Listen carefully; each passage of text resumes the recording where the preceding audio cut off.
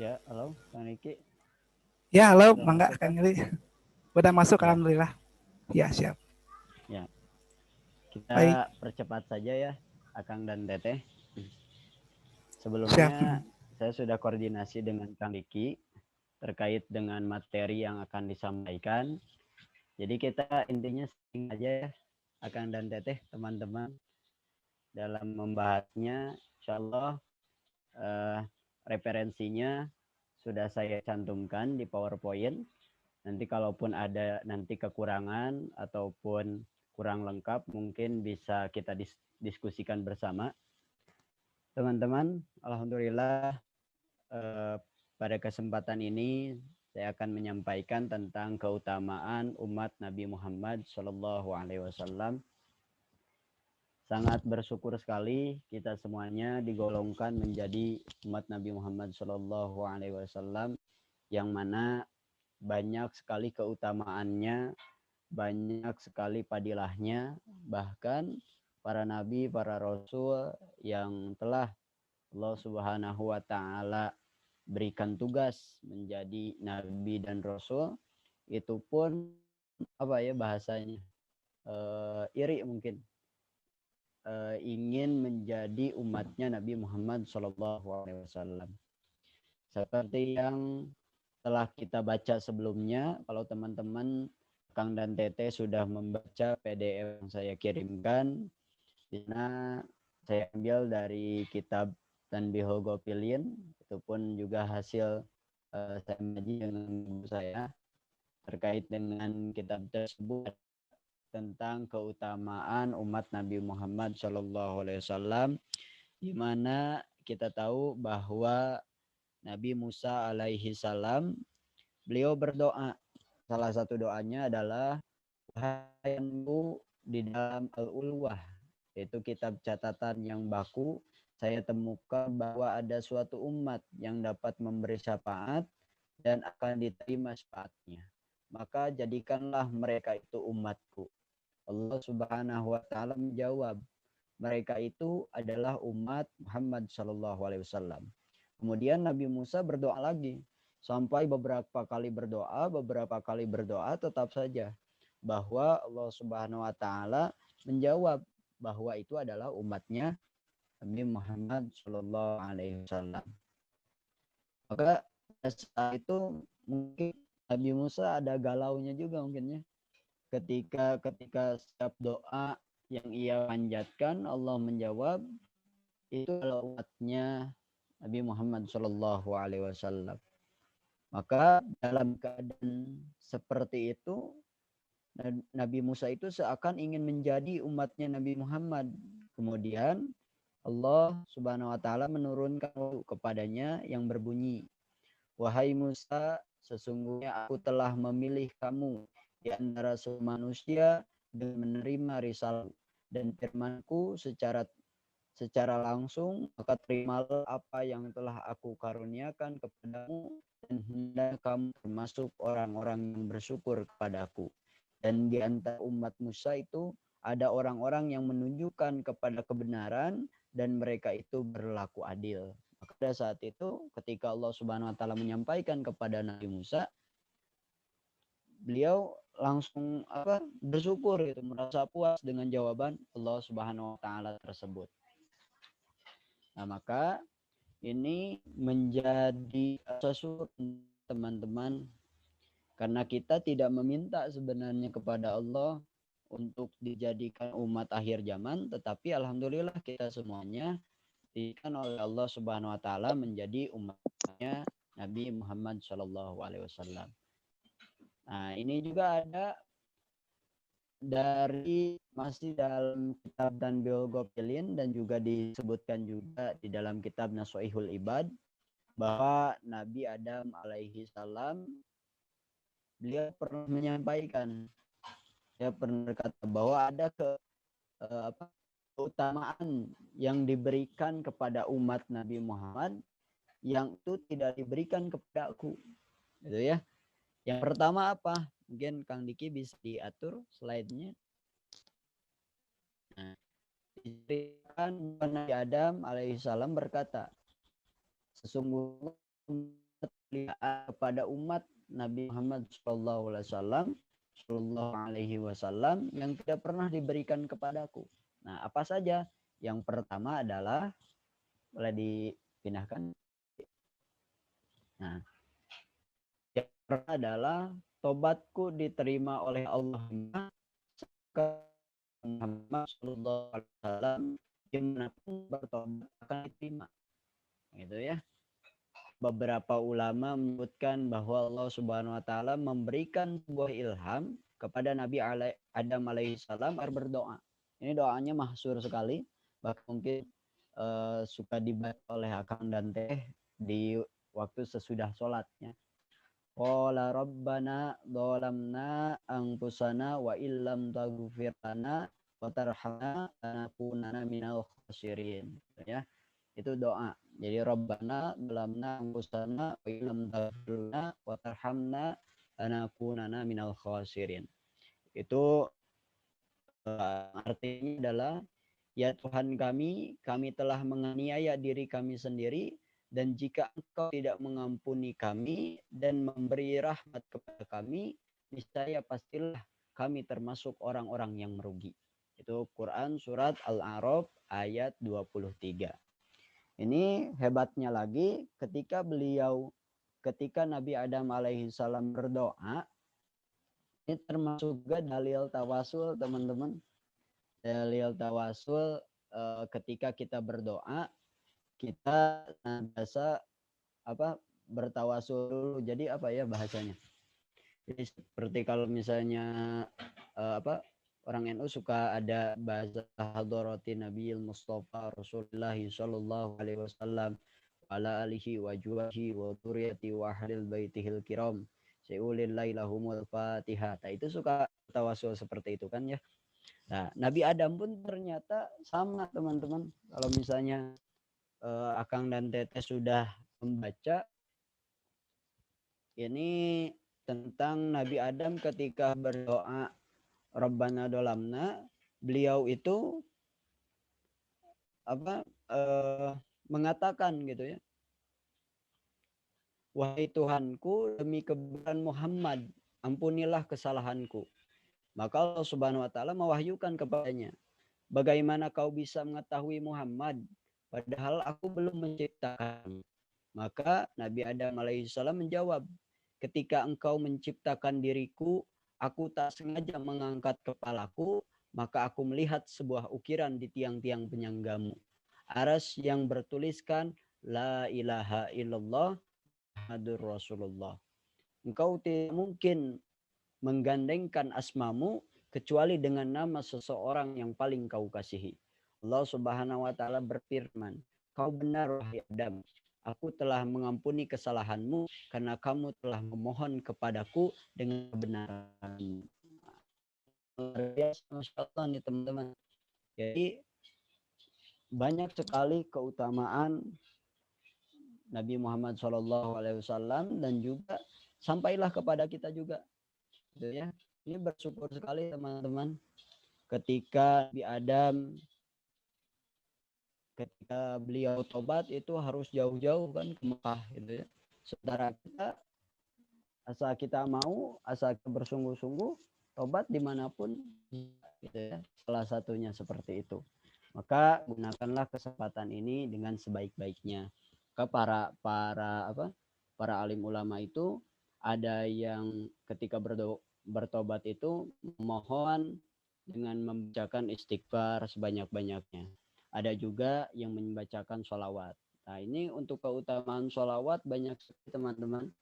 Jadi Nabi Muhammad SAW pernah bersabda, man shalla 'alaika min ummatika sholatan kataballahu lahu biha surah hasanatin wa ma'anhu wa sayyi'atin wa rafa'lahu asra darajatin wa radda 'alaihi mislaha. Jadi siapa orang yang membaca sholawat satu kali sholawat, maka pahalanya itu adalah 10 kebaikan. Dan juga barang siapa yang membaca sholawat satu kali sholawat, sholatan satu kali sholawat, maka itu dihapuskan 10 kejelekan. Nah, dan juga diangkat 10 derajat dan semisalnya daripada itu. Maka kalau kita ya dengan wasilahnya adalah membaca sholawat. Membaca sholawat. Sholawatnya bebas, banyak ya. Ada sholawat yang pendek, sallallahu ala Muhammad. Ada sholawat Ibrahimiyah. Yang seperti apa sholawat Ibrahimiyah? Yaitu sholawat yang kita baca ketika at-tahiyatir. Ya Allahumma sholli ala sayyidina Muhammad wa ala sayyidina Muhammad kama shallaita ala sayyidina Ibrahim wa ala sayyidina Ibrahim ila akhir. Ada salawat nariyah kan. Allahumma sholli sholatan kamilatan salim salaman taman ala sayyidina Muhammadin alladzi albil qadu ila akhir. Ada sholawat juga, sholawat menjihad kan ya. Allahumma sholli ala sayyidina Muhammadin sholatan tunzina biha min jami'il ahwali wal afat lahir. Dan masih banyak lagi teman-teman. Ini Masya Allah sekali. Dan yakinlah teman-teman kalau sholawat itu sampai kepada baginda Nabi Muhammad Shallallahu Alaihi Wasallam. Apalagi sekarang adalah hari Kamis, gitu ya, malam Jumat. Maka adilahnya adalah memperbanyak sholawat, gitu ya. Jadi yang pertama adalah Nabi Adam diterima Allah di Mekah, sedangkan umat Nabi Muhammad Shallallahu Alaihi Wasallam dimanapun mau bertobat akan terima gitu. Slide yang kedua, Kang Diki. Ya, yang kedua adalah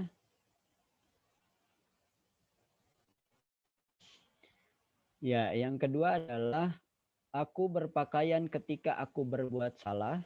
Ini ketika dalam surga. Allah menelanjangiku, sedang umat Nabi Muhammad walaupun durhaka dalam keadaan telanjang, ia tetap diberi pakaian. Artinya kita tahu teman-teman ketika Nabi Adam alaihi salam memakan buah khuldi ya, yang maksudnya dapat kisah tersebut, riwayat tersebut, Allah Subhanahu wa taala mewahyukan kepada Jibril alaihi salam agar memegang ubun-ubun Nabi Adam dan Siti Hawa, ya, Adam dan Hawa, dan mengeluarkan keduanya dari surga. Maka Jibril segera mengeluarkan mereka dari surga dan keduanya dituduh telah berbuat maksiat. Jadi maka Adam itu dan Hawa berada dalam keadaan telanjang. Mereka berdua bersembunyi di balik pepohonan surga agar dapat bisa berlindung dengan dedaunannya. Maka itu ketika Nabi Adam dan juga Siti Hawa itu dalam keadaan telanjang. Otomatis kenapa dalam keadaan telanjang? Karena ketika Nabi Adam dan Siti Hawa di surga itu diberikan oleh Allah kemuliaan yang luar biasa. Bahkan seperti raja gitu ya. Ada diberikan mahkota, diberikan baju yang indah. Termasuk juga Siti Hawa gitu ya.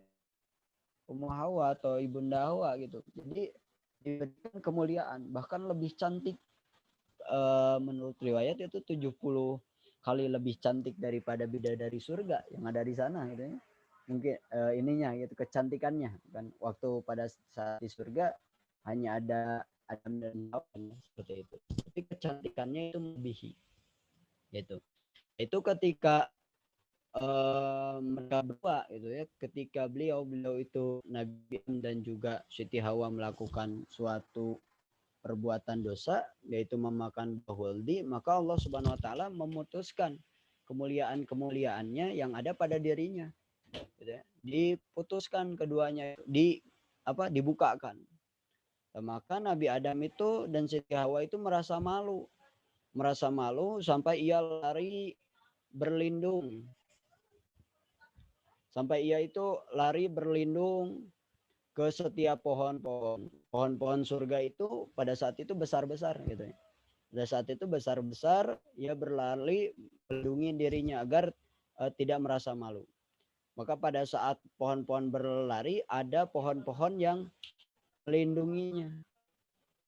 Ada pohon tin yang melindungi Nabi Adam karena merasa malu. Karena kasihan gitu ya, bukan merasa malu. Ada pohon tin yang melindunginya. Ada juga pohon gaharu. Nah, sehingga Allah Subhanahu wa taala menganugerahinya dengan bau yang semerbak dan memuliakan pohon tin dengan buah yang tanpa biji. Dan ada pula yang menyebutkan bahwa yang melindungi Adam dan Hawa adalah pohon inai atau pohon pacar. Oleh karena itu, daun ini menimbulkan bekas warna yang indah dan menyenangkan. Sebab itulah pohon ini dinamai pacar ataupun hana. Gitu. Jadi ini menjadi gambaran untuk kita teman-teman. Ini untuk pohon-pohon surga pun ia sebenarnya tahu bahwa Adam dan Hawa itu melakukan suatu perbuatan dosa kepada Allah Subhanahu wa taala dengan memakan buah wali. Tapi hebatnya mereka menutupi gitu ya, menutupi aib-aibnya. Nah, ini menjadi gambaran untuk kita ketika kita tahu aib seseorang, diusahakan ya jangan diberitakan gitu ya, jangan sampai digosipkan, dibuat viral dan lain sebagainya.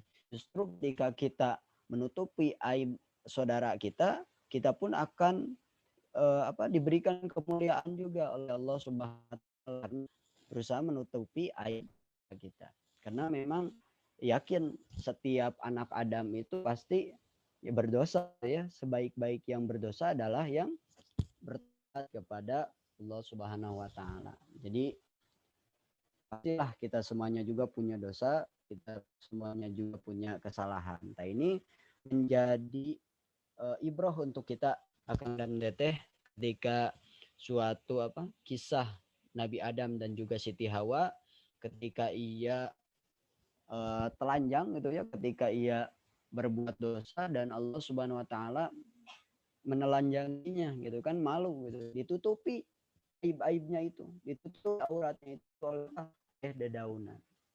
Nah, kembali kepada kita, kepada umat Nabi Muhammad SAW, mudah-mudahan ya, kita semuanya mungkin dari pagi sampai dengan malam, mungkin entah berapa kali kita melakukan dosa ya, dosa lisan, dosa mata, ataupun yang lainnya. Tapi karena kemuliaan dari Nabi Muhammad SAW, Allah Subhanahu Wa Taala senantiasa menutupi aib-aib kita. Nah, bersyukurlah kita teman-teman ya, dengan apa? Dengan ya salah satunya tadi ya, secara lisannya adalah membaca sholawat Muhammad Shallallahu Alaihi Wasallam. Ya, selanjutnya ada lagi Kang Diki. Yang ketiga, ini tadi yang kedua sudah, sekarang yang ketiga. Nah, yang ketiga adalah ketika aku berbuat kekeliruan, kata Nabi Adam dalam surga, aku dipisahkan dengan Hawa, sedang umat Muhammad tidak dipisahkan karena itu. Ini hebat, ya. Ini ketika Nabi Adam dan Siti Hawa dikeluarkan dari surga, langsung dipisahkan. Mungkin teman-teman, Akang dan Tete sudah paham dipisahkannya kemana. Ya, menurut riwayat, dipisahkannya Nabi Adam itu ke India. Ya, Nabi Adam itu ke India, pegunungan negeri India yang bernama Rehun, gitu ya, Rehun. Ya. Adapun Siti Hawa itu diturunkan di Jazirah Arab gitu ya, Jazirah Arab seperti itu. Jadi dipisahkan luar biasa, ini jaraknya jauh sekali teman-teman, India dan Arab gitu ya, jaraknya sangat jauh sekali. Tetapi umat Nabi Muhammad tidak dipisahkan karena itu. Ini hebat gitu ya, Masya Allah, ini bersyukur sekali. Bayangkan kalau misalnya kita nanti gitu ya, sudah berumah tangga, kita berbuat dosa misalnya teh dengan ya istri kita, wah langsung nanti dipisahkan jauh, waduh sedih gitu ya. Jadi bersyukur sekali kita digolongkan menjadi umatnya Nabi Muhammad Shallallahu Alaihi Wasallam. Ya, lanjut kita persingkat saja. Yang keempat ada nih, aku berbuat kekeliruan dalam surga, lalu aku dikeluarkan dari surga karenanya. Nah, Sallallahu Alaihi Wasallam berbuat maksiat di luar surga, namun tetap jika mereka bertobat kepadanya. Ini ada Qurannya, Quran surat Al-Baqarah ayat 35. A'udzubillahi minasyaitonirrajim.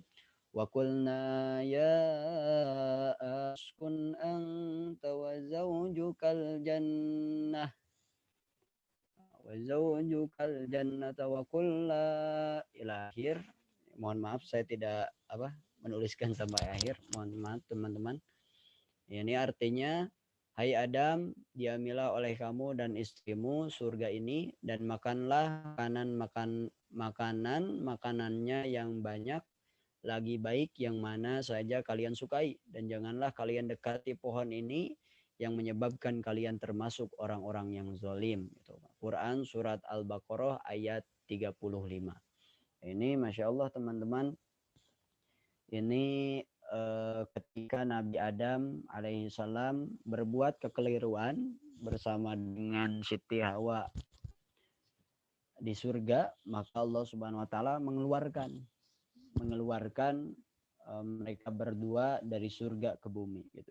Tapi mohon maaf perlu juga dipahami teman-teman, ini seringkali menjadi perbincangan juga mungkin ya. Ini juga di teman-teman saya di kampus ada beberapa lulusan pesantren mungkin ada yang tidak bertanya gitu.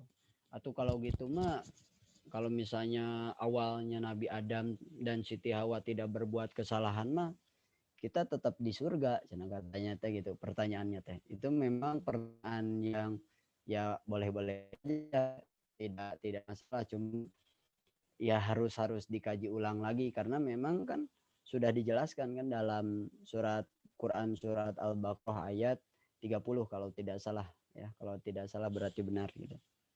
Yang berbunyi A'udzubillahi minasyaitonirrajim wa in qala rabbuka lil malaikati inni ja'ilun fil ardi lu ataj'alu fiha may yufsidu fiha wa yasfiku dima wa nahnu nusabbihu bihamdika wa nuqaddisu lak qala inni a'lamu ma la ta'lamun. Jadi intinya bahwa manusia itu menjadi pahilat ya, untuk pemimpin di bumi ini. Maka ini menjadi ketentuan Allah ketika memang ya skenarionya harus seperti ini dulu mungkin ya. Skenarionya harus seperti ini dulu. Nabi Adam diam dulu di surga untuk menikmati di surganya, lalu Nabi Adam diturunkan dan Siti Hawa ke bumi gitu. Mungkin harus seperti ini dulu skenarionya. Yang penting kita yakini dan juga kita imani ya teman-teman, bahwa setiap apa yang terjadi pada kita, setiap apa yang tetapkan kepada kita ini adalah sudah menjadi ketetapan Allah Subhanahu wa taala. Bahkan di ilmu tauhid kan ada muhtar, ada juga mudhar gitu ya. Kalau misalnya muhtar itu kalau tidak salah yaitu pekerjaan Allah yang memang kita mengerti gitu. Pekerjaan Allah yang memang dimengerti. Ada juga mudhar.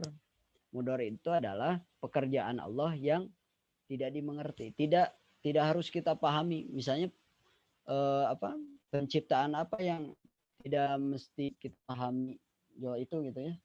Seperti langit, penciptaan langit. Karena ya tidak harus misalnya ini langit dari mana dan seperti apa dan lain sebagainya gitu ya. Jadi ya cukup saja kita imani. Kalaupun teman-teman Akang dan Teteh mau mempelajarinya ya silakan, tetapi kalau bisa atas bimbingan gurunya. Jadi jangan sampai mendalami sesuatu tersebut tidak pada dasarnya gitu. Tidak ada yang membimbingnya. Terus juga ada muhtar Akang dan Teteh. Seperti apa muhtar itu? Sebenarnya apa yang kita miliki termasuk handphone juga ini adalah ciptaan Allah, tetapi melalui manusia yang membuatnya gitu ya. Jadi muhtar diketahui oleh kita sebagai manusia gitu. Itu ini hebatnya juga Allah Subhanahu wa taala memberikan kemuliaan kepada umat Nabi Muhammad ketika Nabi Adam berbuat salah dari surga, dikeluarkan ya, diturunkan bumi, tapi kita yang awalnya di bumi akan dimasukkan ke surga jika mereka bertobat kepadanya, jika kita semuanya bertobat kepada Allah Subhanahu wa taala. Nah, itu teman-teman. Jadi perlu disampaikan juga, perlu diketahui ataupun diulas kembali.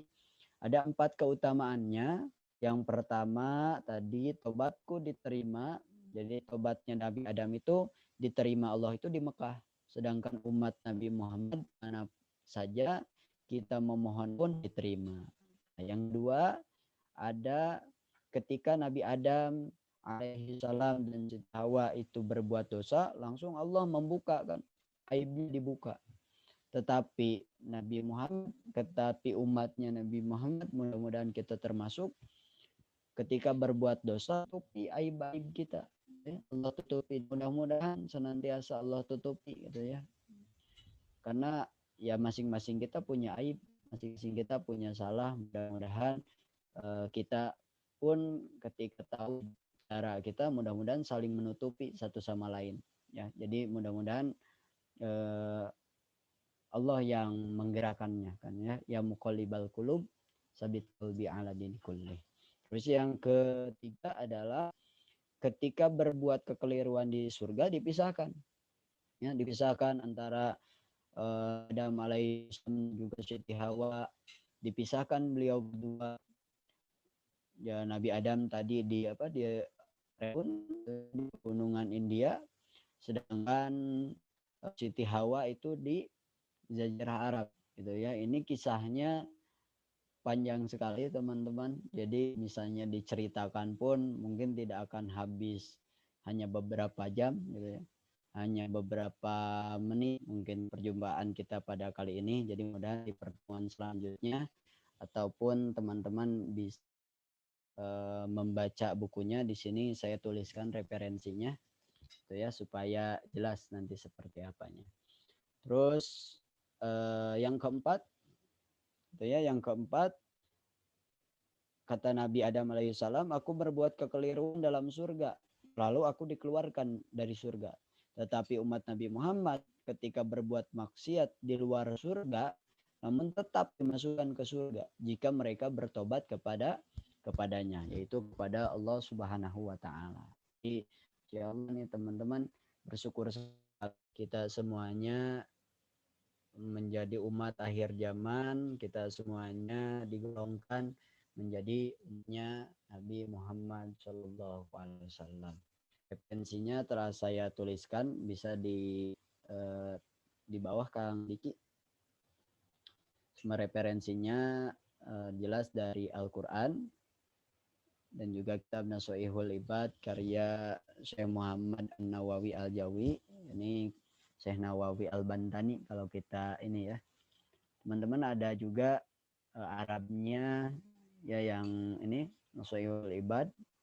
Ada juga yang terjemahnya. Teman-teman kalau misalnya jago kitab kuning ya silakan yang kitab kuning ya. Juga ada Kisah Para Rasul karya Syekh Muhammad bin Ahmad Al-Hanafi. Ini juga bukunya lumayan tebal teman-teman. Jadi tapi di sana disebutkan gitu ya. Jadi bukan hanya kisah 25 nabi saja, tetapi diceritakan tentang penciptaan bumi, penciptaan langit dan sebagainya. Seperti itu. Dan juga ada kitab Tanbihul Ghafilin karya Syekh Abu Lais Samarkandi gitu ya. Dan juga alhamdulillah mungkin sebelum saya menyampaikan diskusi dulu ataupun saya bertanya kepada guru-guru saya gitu ya. Itu saja teman-teman. Kang Diki, terima kasih banyak atas dan juga kesempatannya. Kang Teteh, terima kasih yang sudah hadir, sudah stay tune gitu ya pada kesempatan ini. Mudah-mudahan kita bisa bertemu bukan hanya di dunia maya saja, tetapi mudah-mudahan di nyata kita bisa bersilaturahmi bersama. Hanya kata Nabi, man ahabba ayyum satolahu fi rezeki. Siapa yang mencintai silaturahmi maka akan dipermudah rezekinya. Ya, mudah-mudahan seperti itu saja Kang Diki. Ya, terima kasih. Wassalamualaikum warahmatullahi wabarakatuh. Waalaikumsalam warahmatullahi wabarakatuh. Waalaikumsalam warahmatullahi wabarakatuh.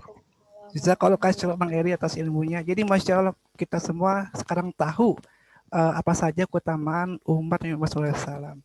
Oleh karena itu, kita harus bersemangat dan jadi pertanyaannya adalah bagaimana caranya kita agar bisa diakui menjadi umat Rasulullah SAW. Dengan caranya yaitu kita membaca salawat, dan terus kita membaca Sirah Nabawiyah, kita baca sejarah hidup Rasul dari lahir sampai meninggal, kita baca. Ketika kita tahu sejarahnya, ketika kita tahu bagaimana sifatnya, adabnya, dan semua budi pekerti yang luhur, tentunya kita akan tumbuh rasa cinta terhadap beliau. Dengan rasa cinta ini, pastinya kita akan bersemangat untuk bersalawat dan juga bersemangat untuk menjadi seorang muslim yang baik. Mungkin sekarang jikalau ada hadirin yang ingin bertanya, dipersilahkan untuk bertanya melalui kolom chat yang tersedia. Maka ada pertanyaan. Nah, juga ini ada form kehadiran di chat ya, tolong diisi untuk keperluan sertifikatnya. Alhamdulillah ya.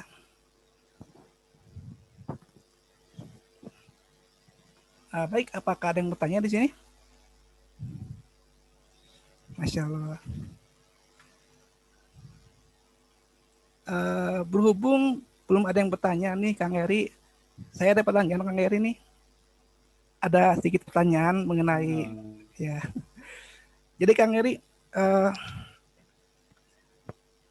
bagaimana caranya kita seperti agar kita diakui menjadi umat Nabi Muhammad SAW? Bagaimana kiat-kiatnya gitu? Syukran Kang Eri.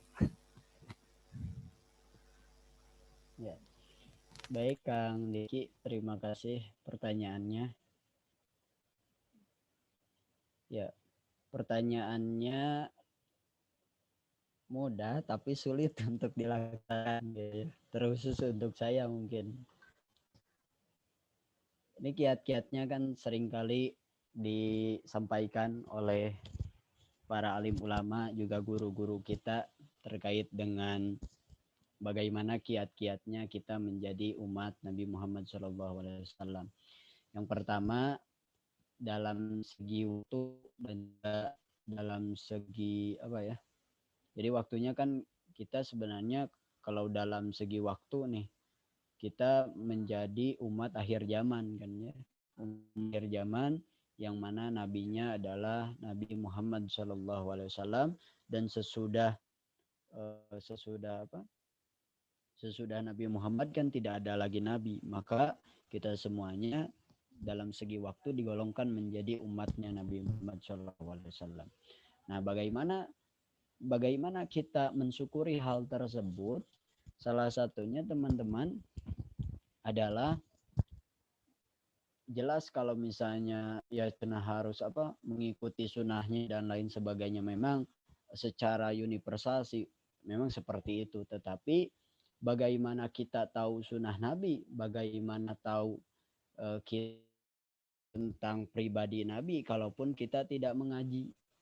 Maka saya yakin bahwa teman-teman semuanya, Akang dan Teteh ini bukan hanya aktif di LDK As-Salam saja, di kampusnya saja, dan saya yakin berhusnuzon pasti Akang dan Teteh itu mengaji di gurunya masing-masing, mungkin di tempatnya masing-masing, di kosannya masing-masing ataupun di halamannya masing-masing. Nah, itu salah satunya ketika kita mensyukur nikmat supaya kita diakui menjadi Muhammad SAW. Jadi intinya adalah mengaji kembali gitu, mengaji kepada kita, misalnya belajar Al-Quran itu kan ya supaya kita diakui juga kan ya, belajar Al-Quran kepada guru-guru kita kan. Ketika Nabi Muhammad SAW pernah bersabda Iqra'ul Qur'ana fa innahu ya'ati yaumal qiyamati safi'an li ashabi. Jadi kata itu kan, bacalah Al-Quran maka ia akan datang pada hari kiamat untuk memberi syafaat kepada ahli-ahlinya. Bagaimana mungkin kita bisa mendapatkan kalau misalnya kita tidak belajar membaca Al-Quran itu. gitu ya. Jadi salah satunya hal yang terkecil adalah hal yang terkecil tapi dampaknya besar, yaitu mengaji teman-teman, supaya kita diakui. Karena ketika kita mengaji ya otomatis kita tahu hal-hal tersebut dari guru-guru kita. Jadi alhamdulillah nih teman-teman kan semangat, Akang dan Teteh semangat dalam mengkaji ilmu agamanya. Dan ingat ketika mengkaji ilmu agama ya juga harus pilih-pilih guru juga gitu ya. Misalnya ini dari mana, seperti apa. Dan juga maka saya di sini tempatkan juga, saya ini menempatkan sebagai SSB sajalah gitu ya. Kenapa SSB? Ya sama-sama belajar. Jadi ketika saya salah, mohon juga dikoreksi. Nah seperti itu. Jadi alhamdulillah juga dengan Kang Diki, waktu dulu Kang Diki kelas berapa ya pas saya ini? Kelas 1 nggak salah ya. Kelas 1 ya. Iya, Ya, 1 saya SMP. kelas berapa? Kelas 3. Kelas Ya, berapa? kurang lebih kelas 3 ya. Kurang lebih kelas 3 ya. Alhamdulillah ya. Berarti tuh Kang Diki ya. Gitu. Masya Allah. Ya. Ketika di LDK itu ya sharing dengan teman-temannya hal-hal yang bermanfaat. Adapun untuk ilmunya kan banyak ya di lingkungan sekitarnya. Mungkin ketika ada kan miris juga ketika kita lihat di lingkungan sekitar ada yang tidak mengaji. Mungkin nanti teman-teman Akang dan Teteh juga bisa meluangkan waktunya untuk mengejar ngaji kan di sana gitu, seperti itu. Jadi itu mungkin Kang Diki salah satunya. Salah banyaknya banyak lah gitu ya. Salah satunya itu. Baik, syukur aja kalau Kang Eri atas jawabannya. Nah, alhamdulillah Kang Eri nih berhubung sekarang sudah jam 7 dan acara kita itu 1 jam Kang Eri ya. Nah, alhamdulillah. Jadi alhamdulillah. Syukron kepada hadirin yang sudah hadir dan juga terutama Kang Eri yang sudah menyempatkan waktunya untuk mengisi kajian hari ini. Semoga Allah Subhanahu wa taala memberikan Kang Eri kesehatan dan dilancarkan urusannya, dilancarkan kuliahnya, agar nantiasa dapat memberikan kita ilmu-ilmu yang bermanfaat.